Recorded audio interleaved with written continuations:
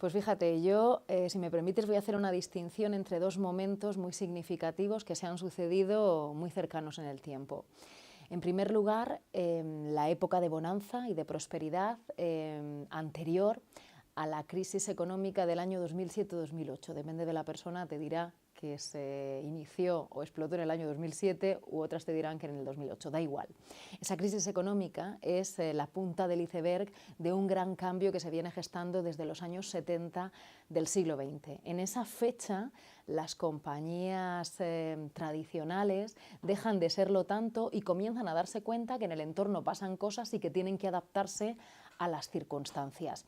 Ahí comenzamos pues a vivir en términos de globalidad, transacciones comerciales, empezamos a ver que la competitividad es un hecho y las compañías miran fuera y se dan cuenta de que hay otros que pueden hacer productos y servicios afines a ellos y que también pueden vender en un entorno de puertas abiertas. En España comienzan las empresas pues, a tener resultados y comenzamos a tener el gusto por aquello que se llama la formación empresarial, que es algo que, como todas las oleadas de tendencias, viene de Estados Unidos. Y comenzamos a trabajar, por ejemplo, para dotar a los trabajadores de estrategia, para saber qué es la estrategia, cómo se hacen los planes de negocio, cómo se lleva a cabo un proyecto acorde a los parámetros de calidad total y todas estas cuestiones. Bien, todo esto pues comienza a ser se consolida en las empresas y a partir de ahí pues comenzamos a ver que las empresas están llenas de personas y que esas personas tienen habilidades y otras encubiertas, entonces se comienzan a trabajar las habilidades. Y de repente, en toda esta oleada y todo este boom de los recursos humanos con sus herramientas y con todas sus técnicas, aparece esa crisis del año 2008 o 2007. A mí me gusta denominarla la crisis del 2007. Y a partir de ahí se paralizan las cosas. Parece que nos quedamos completamente estancados esperando a ver qué pasa en el entorno para adaptarnos a ese entorno. Y ahí sucede algo. Nos damos cuenta de lo siguiente: el entorno es hiperveloz y cambiante. El entorno es complejo y las dos variables que lo definen son la incertidumbre y precisamente esa velocidad, ¿no?, de la que te he hablado antes.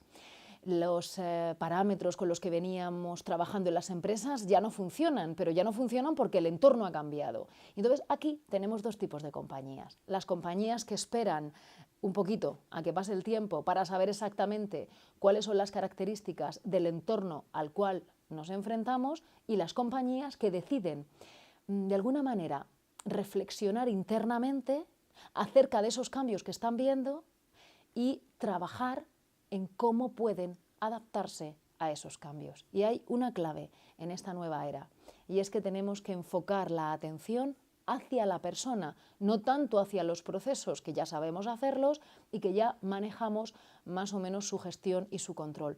Pero la persona es un ente complejo, muy variable, dinámico, y aquí es donde tenemos que comenzar a trabajar o a abrirnos a un trabajo diferente, distinto.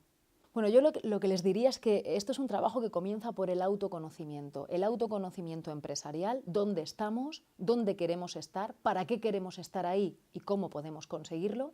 Pero también les preguntaría qué han aprendido de las circunstancias anteriores, puesto que una empresa o un individuo que no aprende nada de las circunstancias que le visitan en la vida está condenado a repetirlas una y otra vez. ¿Qué han aprendido fundamentalmente y en qué punto están? Desde luego, en esta era, la comunicación es la clave. Comunicación no es esto que estoy haciendo yo ahora mismo, que es hablar en público o conversar contigo. Esto es una herramienta más o un enfoque más de la comunicación.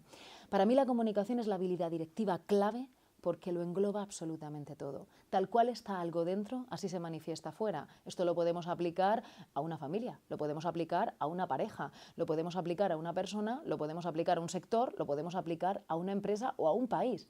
Tal cual es dentro, así se manifiesta fuera. Yo podría fingir, por ejemplo, hablando de comunicación, en una conferencia, en las muchas que doy, y si tengo un problema personal, pues poder apartarlo durante una hora, hora y media, 2 horas a lo sumo, y mostrar pues una cara más amable, más cordial, más de ayuda y más de servicio a esas personas que me están escuchando. Pero la pregunta es, ¿hasta cuándo soy capaz de fingir una realidad que no quiero trabajar o que no quiero entrar a remover, no vaya a ser que lo que me encuentre me dé demasiado pánico. Bueno, en los momentos de crisis, es decir, en los momentos de ruptura del ritmo normal de los acontecimientos, es donde de verdad descubrimos. Descubrir no es ni más ni menos que correr una cortina y ver qué hay detrás. En la época de bonanza de las organizaciones había muchas cosas que no se querían ver. Había, por ejemplo, qué sé yo, pues habilidades no del todo bien llevadas. Podía haber incluso, voy a ampliar esta palabra que luego pues, se puede coger por donde queráis, abusos de todo tipo. Es decir, personas que realmente no estaban del todo motivadas o del todo bien en su trabajo, pero como se ganaba dinero, como había comisiones, parecía que todo valía. Bueno, para mí el dinero es una consecuencia, no un fin. Creo que cuando hacemos del dinero un fin es cuando vienen pues todos esos abusos y todos esos problemas con los que nos hemos encontrado. Entonces yo les diría que autoconocimiento es la base de cualquier tipo de proceso de transformación. Ya, el dato que tengo es que uno de los grandes cambios de hoy día es que estamos dentro de la sociedad del conocimiento y de la sociedad de la información. Es conocimiento puro y duro lo que ahora mismo mueve a las compañías. Antaño, en el siglo pasado, los primeros años del siglo XX, lo que movía a las compañías era otra cosa. Si recordamos y hacemos un poco de memoria de la gestión empresarial, Frederick Taylor, el padre de la administración de empresa, de la administración científica, lo que trataba era de medir cuánto tiempo tardaba un operario en montar algo para intentar ser eficaz y eficiente en esa tarea. Lo que de alguna manera obvió, porque no era el momento, era la creatividad y las ganas de participar de un obrero, de un operario en una tarea dentro bueno, pues de una empresa. Hoy día no estamos ahí. Cualquier proceso, cualquier empresa que corte y que mate la vena creativa y participativa de una persona, para mí es una organización contra natura, puesto que el ser humano tiene una capacidad y unas ganas de superarse y de ir un poco más allá de donde está. Realmente, si lo que me pedís son datos, estaríamos un poco también midiendo a las empresas por bueno, pues una serie de métodos no obsoletos, pero sí un tanto ya pasados, ¿no? Ya superados. Aquella frase de todo aquello que no se puede medir, no se puede gestionar, ya está completamente superada. Claro que se puede gestionar. El nivel de felicidad, ¿cómo se mide? La felicidad para mí significa una cosa, para ti significa otra, pero las dos personas, aun incluso teniendo significados diferentes de la palabra felicidad, podemos estar felices en nuestro trabajo. Entonces, no existe un termómetro de la ilusión, un termómetro de la felicidad, un termómetro del talento, pero son intangibles que yo puedo sentir. Todo lo que pasa en una organización va a la cuenta de resultados. Un buenos días de un directivo, de una persona que está arriba en la cadena de mando, mirar a los ojos y sonreír a una persona, eso tiene una implicación y una influencia directa en la motivación, es decir, en lo que a mí me mueve para llegar a cumplir un objetivo que se me hace atractivo y ventajoso. Si hay muchos planes de motivación en una organización, pero las actitudes de las personas que están arriba, cuya misión es inspirar, motivar y dar ejemplo, no son, desde luego, nada humanas, pues me temo que esos planes de motivación, por muy bonitos que estén en una hoja Excel, se quedan ahí, en el papel, y de ahí no salen. Para mí, voy a primero ser general y luego voy a dar algunos datos totalmente parciales del trabajo pues, que yo hasta la fecha he realizado. No he trabajado con todas las compañías del mundo ni en todos los sectores, pero sí que voy a contar las empresas donde yo he percibido que eso era una realidad y me he creído que realmente esas empresas querían trabajar y quieren trabajar por las personas, porque hay una coherencia que desde luego se percibe, ¿no? Se palpa. Para empezar, te diré que para mí son referente y ejemplo las compañías que hacen de la formación un recurso constante. La capacidad de formarnos de la persona, independientemente del puesto en el que esté y de lo que haga en su vida, tiene que ser algo continuo durante toda su existencia, porque todo va cambiando y además hay datos que afirman que el conocimiento de una persona técnico, por ejemplo, en lo que se refiere a una tarea, más o menos en 5 o 6 años ya está superado por otro escalón que debe conocer. Pero aparte de eso, tenemos que trabajar y entrenar las habilidades, las destrezas, las capacidades y las competencias, puesto que no nacemos con ella. Incluso aunque naciéramos con ellas, tendríamos que perfeccionarlas, tendríamos que hacer versiones pues, cada vez más adaptadas al entorno. Entonces, para mí esas son referente. Hay muchas. Yo he trabajado con compañías multinacionales, con compañías grandes españolas cotizadas en bolsa, compañías grandes españolas que no cotizan en bolsa y compañías pequeñas, como estudios de arquitectura, por ejemplo, que ven que tienen que enfocarse hacia la persona si de verdad quieren, bueno, pues diversificar su cartera de productos y servicios y ser innovadores, puesto que la innovación viene del talento humano, y el talento no es algo que aparezca por arte de magia. Pero por darte, por ejemplo, casos concretos de compañías donde yo he creído realmente que querían trabajar con ese talento humano. Por ejemplo, los laboratorios farmacéuticos. He trabajado con Abbott, he trabajado con Merck, he trabajado con Lilly, he trabajado con bastantes empresas de este sector, o bien dando conferencias, o bien como colaboradora en proyectos de consultoría o en proyectos de coaching. Y realmente he visto que sí, creen en ese talento humano que es la semilla de la innovación que luego va a dar a luz las patentes. Al fin y al cabo, no nos engañemos, una organización sí es un agente de la sociedad que tiene como misión crear valor, pero creo que el principal valor que tiene que crear es el económico para sus trabajadores, porque si no estaría faltando a su principal responsabilidad social corporativa, que es evidentemente que esas personas que estén allí se ganen la vida dignamente y puedan avanzar y puedan bueno, pues materializar sus ambiciones. También he trabajado, bueno, pues compañías, por ejemplo, como Continental, Las Ruedas, ¿no? Que es una empresa alemana que también pues, está muy por la labor de la creación de equipos felices, ¿no? Otras compañías, pues, bueno, compañías e instituciones, por ejemplo, la Confederación de Empresarios de Valladolid. En esta confederación tienen muchísimos cursos y máster para aquellos profesionales que bien estén trabajando o estén en paro, que quieran ampliar sus habilidades. Hay muchas empresas así, de entrada de sopetón es un poco complicado, ¿no? Porque sería injusto el obviar otra. A ver, no lo conozco en profundidad, conozco perfectamente de lo que me estás contando, esos premios, esos galardones que se le dan a los mejores sitios para trabajar. Pero ¿realmente hay mejores sitios o peores sitios? El mejor sitio para ti puede ser el peor sitio para mí. ¿Cuál es el motivo? ¿Cuál es la razón? Yo creo mucho en los valores de cada persona y me parece que en esta vida la capacidad de toma de decisiones tiene que estar muy asociada al tipo de valores que yo tengo.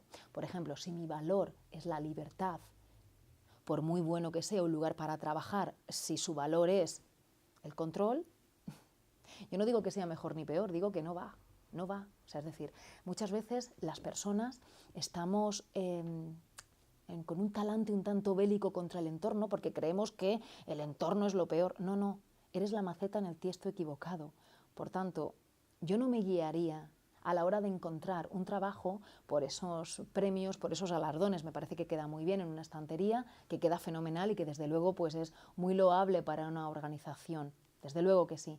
Pero si yo tuviera que buscar trabajo, no iría precisamente a aquellas empresas que más premios tienen, porque puede ser la mejor empresa del mundo, pero no para mí, puesto que no tiene nada que ver con los valores míos de vida. Ahora la cuestión es, ¿cuáles son mis valores? Hay personas que no tienen ni idea de cuáles son los faros que les alumbran en el mundo y eligen en base a otro tipo de criterios, quizá el sueldo, quizá las oportunidades que les da ese trabajo, quizá que van a viajar, quizá que van a poder ejercer su carrera o su profesión. Bueno, yo conozco a personas que no están ejerciendo aquella carrera que estudiaron y son felices en aquella empresa en la que están porque ahí pueden desplegarse, ahí pueden realizarse, ahí pueden darse, ¿no?, desde su identidad. La verdad es que yo sé que tiene mucha controversia todo este tipo de premios, como las empresas familiarmente responsables, ¿realmente lo son? ¿Realmente no lo son? Depende, depende. Esto es una cuestión también perceptiva, pero también comprendo que al igual que las normas de calidad tienen que basarse en una serie de parámetros para medir unos estándares y certificar o verificar que esa empresa se mueve acorde a ello. Me parecen buenas iniciativas, pero yo te diría una cosa. ¿Eres el mejor lugar para trabajar porque de verdad quieres serlo de corazón o porque queda muy bien tener un premio de esas características o un galardón que así lo dice? Yo es la pregunta que me haría. Bueno, porque las empresas son las que aglutinan a las personas, pero una vez que yo estoy dentro, en un curso trabajo con la persona en sí. De hecho, cuando procede directamente, es que ni siquiera, fíjate, hasta 2 o 3 horas después, pregunto cuál es el área en la cual trabajan, puesto que las primeras dinámicas, por ejemplo, si son trabajos reflexivos y de desarrollo interno, No necesito esos condicionantes, ¿no? Entonces trabajo con personas, no trabajo directamente con la empresa.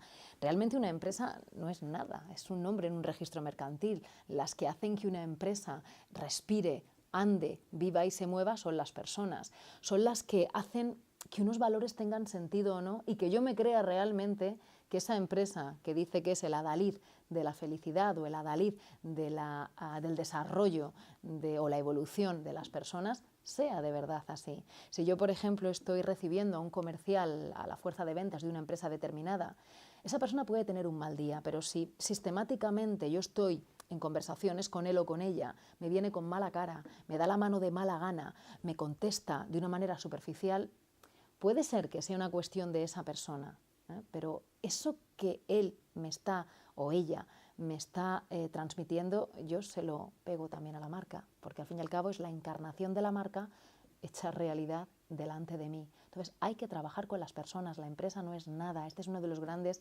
cambios. Antes se trabajaba con la empresa, se trabajaba con el control, con la planificación, con la programación, con la estrategia, los planes. Ahora ya no se trabaja ahí, eso ya está superado, ahora es la persona. Por eso, dentro de las tendencias que hay ahora mismo de desarrollo personal en la organización están, por ejemplo, las actitudes. Mira, yo dentro de 3 días voy a Barcelona a dar en un banco una conferencia sobre humildad, que es la conferencia que cierra un programa de coaching personal y por equipos dentro de esa organización, que es un programa que se repite todos los años. Cada año van pasando por ese programa diferentes profesionales que ocupan distintos niveles en la pirámide organizativa, ¿no? Y la verdad es que funciona muy bien. Bueno, la verdad es que todo esto que me estás preguntando es transversal a cualquier tipo de curso.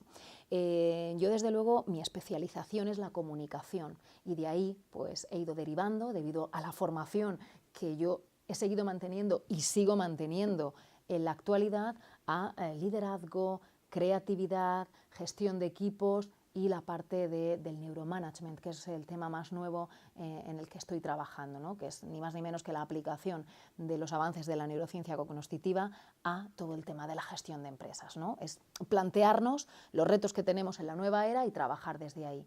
Todo eso es transversal, dependiendo un poco del tipo de curso y del tipo de objetivo que te plantee la organización.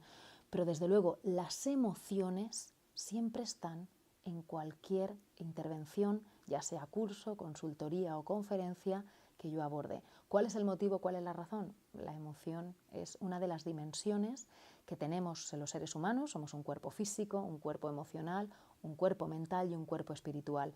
Y la parte emocional ha sido escondida por la parte mental. La mente, transparente, clara, limpia, es fabulosa y fenomenal porque nos da mucha clarividencia y porque la necesitamos para poder estructurar, planificar y todas estas funciones avanzadas. Pero ¿qué pasa? Que debido a la educación y debido a muchísimas cuestiones, en el mundo occidental la parte mental ha secuestrado a las otras 3 partes. Hasta tal punto es tan osada la mente que se atreve a decirle a las emociones cuando aparecen: oye, ¿qué hacéis aquí? Vuestra información no es relevante, vuestra información no tiene sentido. Os escondemos u os reprimimos. Y ese es el gran sufrimiento. Mira, lo que más pesa en el corazón, y si lo quieres más concreto, en la tensión arterial, es precisamente la represión emocional que ejerce el neocórtex, es decir, el cerebro más avanzado, sobre el cerebro emocional. No es la emoción negativa, desagradable o incómoda en sí, es la represión, el no entrar en la tristeza y comprender por qué estoy triste en mi trabajo, para qué está aquí esta tristeza y qué me quiere estar diciendo, es lo que hace que sufra, no es la tristeza en sí. Entonces, entender esto conlleva pues, remover muchos cimientos que creíamos firmemente asentados.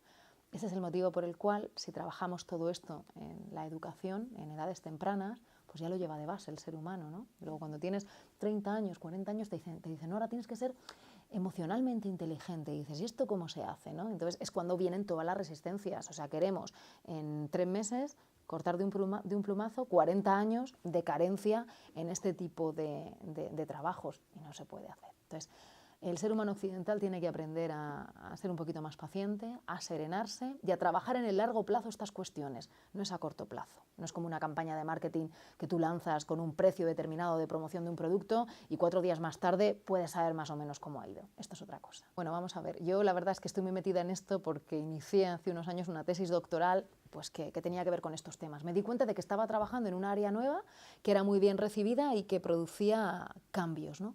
El neuromanagement es trabajar desde es una disciplina que trabajamos una serie de herramientas desde la óptica de la nueva era. Esta era, técnicamente hablando, es una era flexible, es la etapa posmoderna, se llama también el paradigma cuántico, que está basado en todos los descubrimientos, pues, por ejemplo, de la física cuántica, ¿no? Que entre ellas el efecto observador, que dice que tú creas un efecto. No es que ya exista la causa y efecto lineal, como toda la vida hemos pensado, sino que el observador es capaz de crear un efecto sobre la realidad dependiendo del enfoque que le dé y desde el punto de vista desde el cual lo mire. Entonces, ahí hay varios desafíos ahora mismo encima de la mesa que las compañías tienen que entender. El primero es comprender el contexto en el cual estamos. Y ahí es donde yo estoy trabajando más, porque yo no puedo comenzar a trabajar desde algo nuevo sin que tú comprendas dónde estás. Entonces, entender, integrar y bajar a tierra todos esos conceptos que pueden estar en abstracto es fundamental para trabajar desde la convicción. Ese es el primer reto. El otro es aprender a gestionar la incertidumbre sin tenerle miedo a esa incertidumbre. La segunda, o la tercera, mejor dicho, sería gestionar el cambio fuera de la zona de confort. Y otra de las competencias es enfocar la atención hacia la persona, de los desafíos, perdona. Dentro de las competencias hablamos de aprender a manejar el pensamiento paradójico, divergente, lateral, circular, que no el convergente, el que me lleva siempre al mismo punto. Yo no sé si alguien de los que nos está viendo se puede sentir identificado en esto que voy a decir, pero a veces en las compañías, pase lo que pase, da igual, siempre lo abordamos desde el mismo lado. Entonces, ¿qué más da lo que pase si siempre vas a hacer lo mismo? Entonces, el resultado es más o menos parecido. Otra de las competencias es aprender también a manejar el conocimiento intuitivo.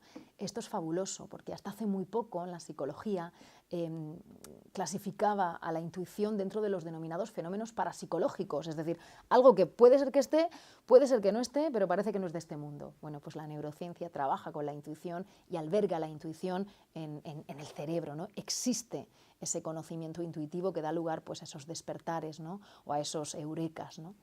También consisten las competencias pues, en trabajar la energía vital, mantener la energía vital alta, y eso tiene muchísimo que ver con el pensamiento positivo.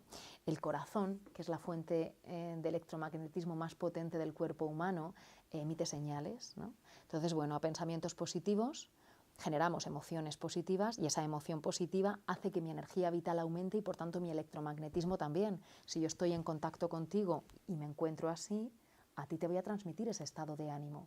Si un líder tiene pensamientos negativos, emociones negativas, su energía vital está por los suelos y su electromagnetismo también, ¿cómo va a vibrar ese equipo? ¿Desde dónde lo va a motivar? Es imposible. Los estados de ánimo, desde luego, no serán productivos y no serán de acción. Entonces, todo esto se aprende. Lo que pasa es que como no es algo que yo haga un ejercicio en un papel, sino que tengo que trabajar conmigo y sacar y superar muchas cuestiones que estaban encerradas, aparecen las resistencias. Esa resistencia viene en forma de ego, los yoes, ¿no? El yo víctima, por ejemplo, que es muy típico, los demás, el yo lastimero, no podré nunca hacerlo, no tengo tiempo, ¿no? Y hay muchísimas resistencias que si estamos atentos a nosotros mismos podemos desactivar.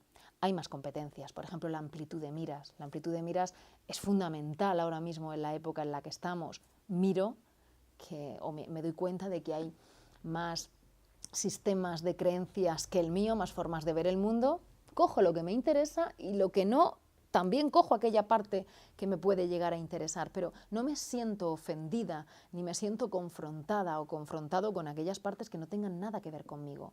Esa amplitud de miras es algo que algunas compañías están aplicando. ¿Cómo lo están haciendo? Herramientas prácticas. Por ejemplo, los comités de dirección, llamando en esos comités a otras personas, cuando el asunto en sí pues, es de una discusión abierta, a otras personas que están en niveles diferentes de la pirámide jerárquica para que muestren su visión con respecto al asunto que están tratando.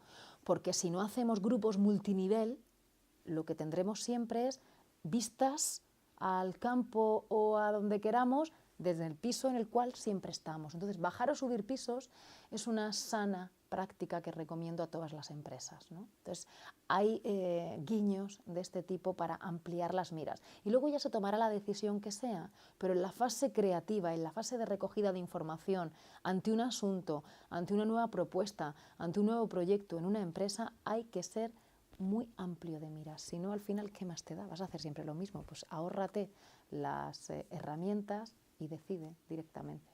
Bueno, esto de las jerarquías viene ya del modelo burocrático, ¿no?, de Max Weber. Bien, las empresas se necesitan, o sea, es decir, yo no soy partidaria nunca de tirar por tierra. Me parece un ejercicio muy estúpido el desde aquí ponerte a criticar o a sacar puntos que crees que son negativos de otras épocas. En cada época pasó lo que tenía que pasar porque no podía ser de otra manera, y gracias a todo eso estamos aquí.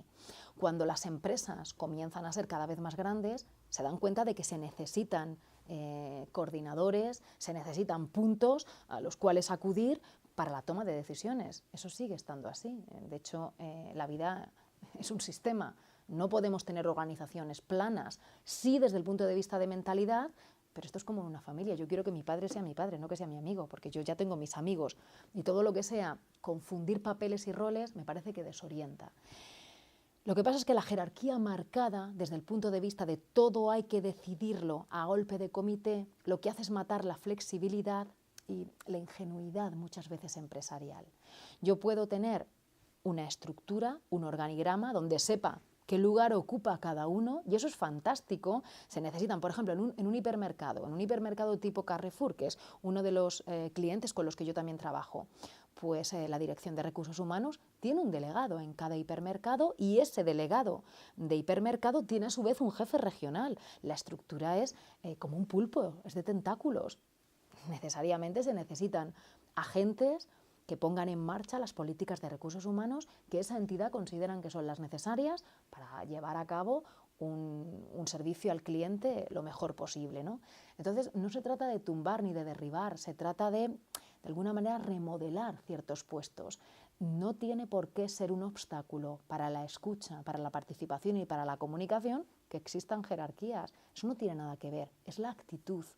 Y la actitud es lo que luego me da las herramientas que se ponen en marcha para que yo pueda involucrarme, participar, que la comunicación ascendente, descendente, horizontal y transversal sea una realidad.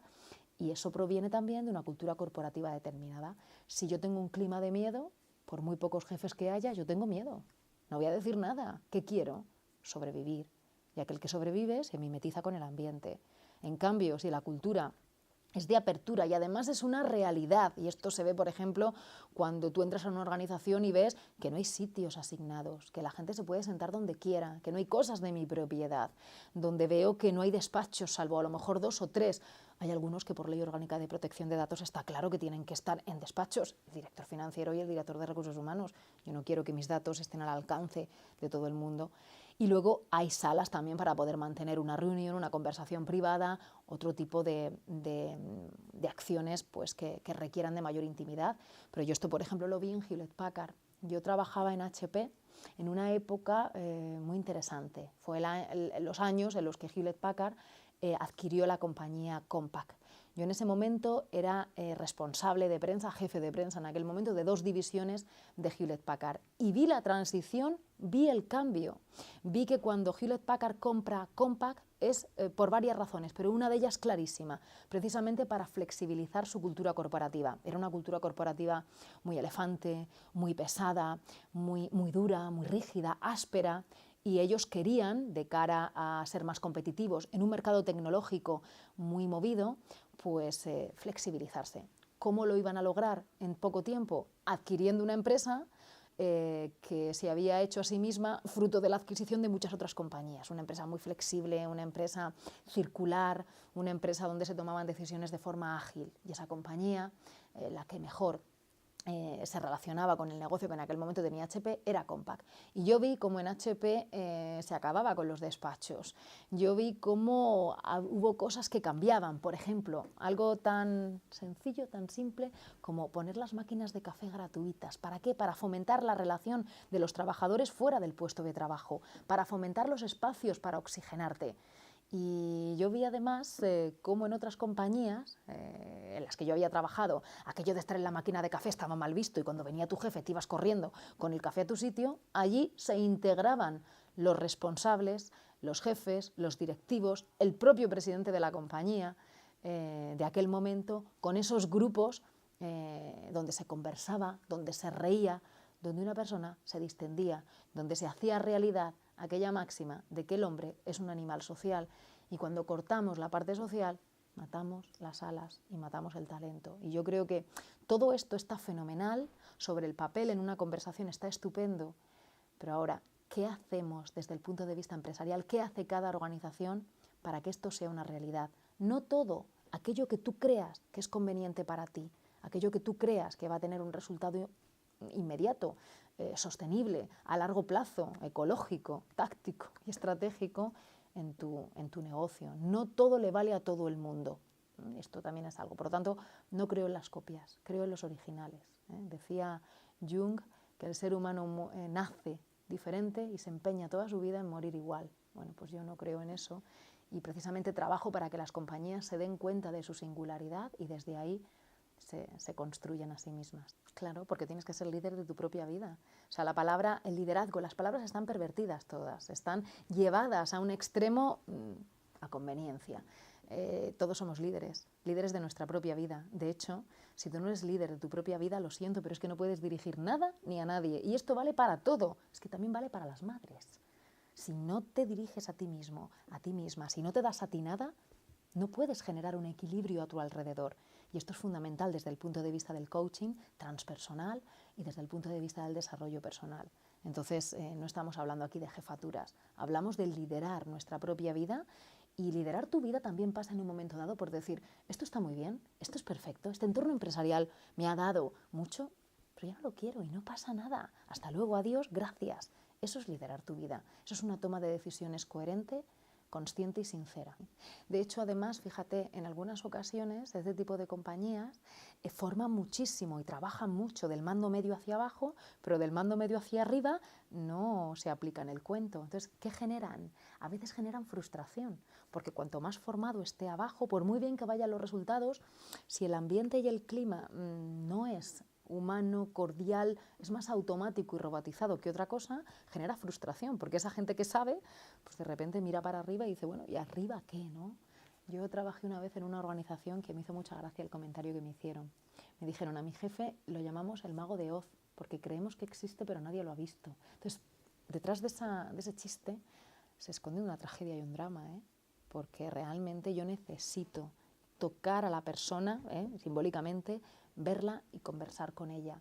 La parte digital nunca sustituirá a la parte humana, siempre será un complemento, pero mucho mensaje lo que hace es saturar muchísimo. Necesitamos conversaciones, necesitamos encuentros, no tantas reuniones. A veces la reunión es una excusa para parecer que hacemos algo y en realidad tienes a un grupo de gente sentado en torno a una mesa mandando correos electrónicos o haciendo la lista de la compra. Yo soy muy partidaria, por ejemplo, de las reuniones express y para ello hay que utilizar un mobiliario acorde. Por ejemplo, se pueden poner en un lugar visible de la organización, pues una especie como si fueran barras o incluso barriles que hay en algunos lugares públicos donde se puede tomar algo, para ahí de partir en una charla express o en una conversación o en una reunión express de no más de 10 minutos y de pie, porque nos pasamos todo el santo día sentados y esto tiene implicaciones cerebrales. El cerebro está programado para funcionar en movimiento y al aire libre. Entonces, que alguien me explique qué hacemos todo el día sentados en un aula, en una empresa, hay que moverse mucho más. Y desde el punto de vista también de innovación en tratamiento de personas y en desarrollo de personas, las organizaciones también están incorporando técnicas corporales, ¿no? Yo trabajo bastante todo lo que tiene que ver con la neurocorporalidad, que es una disciplina que surge precisamente de la biodanza. Yo soy monitora de biodanza y de la neurociencia cognitiva. Hemos hecho ahí un híbrido de una disciplina nueva, está registrada, y trabajamos eso para que pues, las personas de la empresa se den cuenta de su emocionalidad y sepan expresarla para no quedarse con esa presión dentro y, por tanto, poder trabajar para alcanzar los resultados o las metas de una empresa. Hay que hacer las cosas con conciencia, es decir, mover el cuerpo sin saber lo que estás haciendo y sin conciencia no sirve absolutamente de nada para el trabajo que yo realizo. O sea, mi trabajo tiene mucho que ver con la toma de conciencia, lo que es mío y lo que es de los demás es de los demás y no me meto en ello porque es suyo, y la asunción de la responsabilidad. Cuando eso sucede, el ser humano puede cambiar, porque te das cuenta de que eres el líder de tu vida, de que llevas las riendas de tu carroza. Si la culpa siempre es de los demás, ¿qué pintas tú aquí? Nada, si estás a merced de los acontecimientos y de los demás, pues yo la verdad es que pediría dimitir de la vida, porque para estar así, pues más vale no estar, ¿no? Entonces, sí que es verdad que todo lo que tiene que ver con el ejercicio físico desata hormonas que tienen mucho que ver con un estado de ánimo más eufórico, ¿no? Por ejemplo, las famosas endorfinas, ¿no?, que se desatan en el deporte. Pero ojo a esto, porque el cuerpo lo trabajamos sin conciencia. Entonces, cuando no tienes ni idea de lo que estás haciendo y para qué lo haces, el resultado, bueno, pues sí, a nivel orgánico y fisiológico pasan cosas, pero no desde el punto de vista de los insights, lo que se llama en psicología el darte cuenta. Entonces, por ejemplo, en este sentido, actividades físicas que parece que no haces nada, pero que mueves muchas cosas, como el famoso mindfulness, que es, bueno, pues la atención plena, que es una de las herramientas con las que trabajamos en neuromanagement, pues genera mucha información interna con la que luego hacer cosas, ¿no? Un pilates, por ejemplo, hecho con conciencia y estirar partes del cuerpo y el darte cuenta luego qué cosas puedes estirar más en tu vida, dónde están los bloqueos para que ciertas áreas de tu vida tengan aire, por ejemplo, dónde te sientes constreñido, cosas así, ¿no? Pues ayuda el trabajo con el cuerpo, pero con conciencia, es decir, sí, pero ¿de qué sirve meterme a un gimnasio 3 horas si al día siguiente voy a estar con la misma cara y pensando lo mismo? De nada. Es decir, sí, evidentemente el ejercicio físico ayuda, pero todas las técnicas corporales que tienen que ver con la conciencia hacen magia. En un momento dado no hay que tenerle miedo a la autoridad. Eso es una palabra también pervertida. La autoridad, o sea, llega un momento en el que hay que decidir por autoridad. Por ejemplo, te voy a poner un ejemplo, un quirófano. Yo me puedo llevar fenomenal, yo soy el médico, me puedo llevar fenomenal con mi equipo médico, pero realmente en un momento de vida o muerte voy a consensuar con ellos, tendré que decidir por autoridad lo que hay que hacer, porque soy el responsable en ese quirófano de la vida de esa persona, el máximo. En un avión exactamente igual. Entonces, ojo muchas veces a esta frivolización y a esta superficialidad desde la cual estamos viendo todo, porque no estamos en una época rupturista, estamos en una época complementaria. De hecho, todo el trabajo que se viene haciendo desde el año 1911 prácticamente en el mundo de la gestión empresarial se sigue viendo ahora. Seguimos estando ahí midiendo cosas y el sector de la automoción, por ejemplo, sin mediciones de tiempos no sería eficaz y eficiente. Entonces, ellos trabajan mucho en las cadenas de montaje, pues como trabajaba Ford, Henry Ford, cuando hacía el famoso modelo Forte, ¿no? Entonces, eso sigue valiendo, claro que sí. Lo que pasa es que estamos en la sociedad del conocimiento y hay que tratar a las personas como entidades con creatividad, con imaginación y con la capacidad para desarrollar dentro de sí todas las habilidades que quieran desarrollar desde su fuerza de voluntad. Por lo tanto, el cerebro se convierte en el máximo capital de una persona, por extensión de una organización y ya por extensión de todo un sistema económico, ¿no? Hay demasiada obsesión por ello, demasiada obsesión. ¿Cómo mido esto? Pues, por ejemplo, vamos a ver, hay mediciones. A ver, un proceso de cambio de estas características conlleva muchas disciplinas a la vez. Podemos formar. La formación no es una cuestión de un taller de 8 horas. Si estamos en un proceso de cambio empresarial con unas determinadas variables y con un determinado objetivo, la formación tiene que ir a trabajar los pilares que necesitan esos profesionales, tanto técnicos como de habilidades. Pero todo eso tiene que ir acompañado de un proceso de coaching transversal, donde trabajemos de manera confidencial y completamente confiable, en un entorno confiable, con la persona, sus obstáculos, sus miedos, su realidad, las alternativas que ve y muchas otras cuestiones que en una formación grupal no va a sacar o no procede, porque tenemos que seguir avanzando. Entonces, claro que se notan los cambios. En el momento en el que, por ejemplo, una reunión ya no se aborde desde el mismo lado o en el mismo escenario que se venía abordando tiempo atrás, pasan cambios, suceden cosas. Los canales creativos del cerebro se abren, hay más ideas. Si la censura era una máxima en mi organización y me reía de aquellas ideas que yo ya consideraba absurdas o estúpidas de un compañero, ¿qué va a hacer ese compañero? Callarse y decir solamente aquello que cree que va a ser aprobado por los demás. Conclusión, he parado y cortado la semilla creativa. Si eso es un cambio y se permite ya todo, evidentemente, como podrás comprender, esto es una cuestión de meses, incluso de años, es un cambio, es una intervención total en la cultura corporativa, pasan cosas, hay nuevas ideas, se trabaja desde otro lado y todo esto se refleja en cualquier punto de la organización. Tratamos a los clientes de otra manera, en fin, nos tomamos las cosas desde otro lado, la presión ya es una variable a manejar, no una variable que me maneja, en fin, cambian muchísimas cuestiones y claro que se puede medir, no solamente en dinero, se puede medir también el número de ideas presentadas este mes, tiempo de consecución de tales proyectos, número de quejas, por ejemplo, hay empresas que tienen oficina de quejas, ¿no? Me quejo de que este proyecto no va porque considero esto tal. Pues hay menos quejas, hay muchas maneras de poderlo medir para aquellos ansiosos de la medición. De todas maneras, te diré una cosa, detrás de mucho control, en realidad hay mucho miedo. O sea que bueno, esto es para mirárselo. Pero sí, vamos, hay que medir las cosas de alguna manera, hay que darse cuenta de alguna manera de que esas cosas pues han provocado cambios en la organización.